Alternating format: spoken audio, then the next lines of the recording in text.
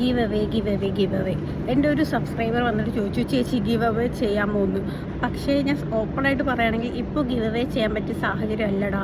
എനിക്ക് 1K subscriber ആവുന്ന സമയത്ത് ഞാൻ എന്തായാലും ഗീവ് അവേ ചെയ്യുന്നതായിരിക്കും. എൻ്റെ ചാനൽ ആദ്യമായിട്ട് കാണുന്നവരുണ്ടെങ്കിൽ അവർ സബ്സ്ക്രൈബ് ചെയ്ത് സപ്പോർട്ട് ചെയ്യുക. ഞാൻ 1K സബ്സ്ക്രൈബർ ആവുന്ന സമയത്ത് നിങ്ങളാരും പ്രതീക്ഷിക്കാത്തൊരു ഗിഫ്റ്റ് തരുന്നതായിരിക്കും. പിന്നെ എൻ്റെ നല്ല രീതിക്ക് കമൻറ്റ് ചെയ്യുക, നെഗറ്റീവായാലും പോസിറ്റീവായാലും കമൻറ്റ് ചെയ്ത് സപ്പോർട്ട് ചെയ്യണം. കാരണം നിങ്ങൾ തരുന്ന സപ്പോർട്ടാണല്ലോ കൊണ്ടാണല്ലോ വീഡിയോസൊക്കെ മുന്നോട്ട് പോകേണ്ടത്.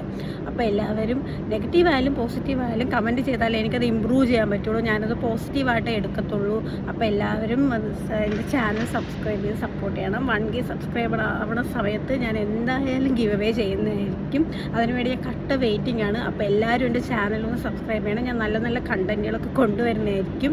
എനിക്ക് ഇങ്ങനെ വോയിസിൽ വന്ന് സംസാരിച്ച് ശീലമൊന്നുമില്ല. അതുകൊണ്ട് എനിക്ക് എല്ലാവരും നോക്കുന്നുണ്ടെന്നൊക്കെ ഒരു ടെൻഷനുണ്ട്. അതുകൊണ്ട് എനിക്ക് കൂടുതലൊന്നും പറയാൻ അറിയാൻ പാടില്ല.